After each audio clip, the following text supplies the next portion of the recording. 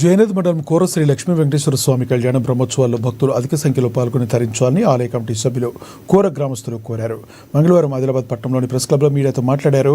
ఈ నెల 23 నుంచి 27 వరకు 5 రోజుల పాటు సుఖవామి బ్రహ్మోత్సవాలు అంగరంగ వైభవంగా జరుగుతాయన్నారు. బ్రహ్మోత్సవాల సందర్భంగా 24న భజన పోటీలు నిర్వహించున్నామని, ఔత్సాహిక భజన మండళ్లు పోటీలో పేరు నమోదు చేసుకోవాలని కోరారు. ఉత్తమ భజన బృందాలతో పాటు ఉత్తమ వాయిద్య కళాకారులు, గాయకులకు ప్రత్యేక బహుమతులు అందించబడతాయని తెలిపారు. కావున భజన కళాకారులతో పాటు భక్తులు ఈ బ్రహ్మోత్సవాల్లో అధిక సంఖ్యలో పాల్గొని స్వామివారి సేవలో తరించాలని కోరారు.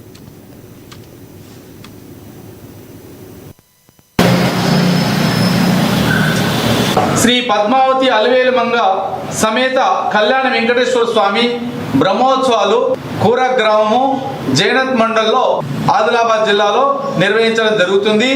ఈ నెల 23వ తారీఖు నుండి 27 వరకు కళ్యాణ మహోత్సవాలు బ్రహ్మోత్సవాలు ఘనంగా అంగరంగ వైభవంగా నిర్వహిస్తున్నాము. దీని సందర్భంగా 24వ తేదీ నాడు శనివారం భజన కీర్తనలు కూడా పోటీలు నిర్వహించడం జరుగుతుంది.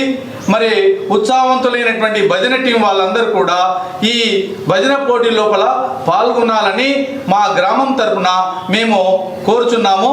మరి ఈ గ్రామం లోపల నిర్వహించినటువంటి భజన పోటీల్లో ఉత్తమమైనటువంటి భజన పోటీలకు బహుమతి కూడా ప్రదానం చేయడం జరుగుతుంది. ఉత్తమ వాద్య సంగీత కళాకారునికి, ఉత్తమ గాయకులకు కూడా ప్రత్యేక బహుమతులు కూడా నిర్వహిస్తున్నాము. కాబట్టి ప్రతి ఒక్క భజన బృందం వాళ్ళందరూ కూడా పాల్గొనాలని పేరు పేరున కోరుచున్నాము. అదేవిధంగా 24వ తారీఖు నాడు నిర్వహించినటువంటి భజన పోటీ లోపల పాల్గొన్నటువంటి వారిలో గెలుపొందినటువంటి వారికి ఆ భజన టీంలకు 27 తారీఖు నాడు కళ్యాణ మహోత్సవం కూడా నిర్వహించడం జరుగుతుంది. మరి ఆ రోజు నాడే అన్నదాన కార్యక్రమం ఉంటుంది.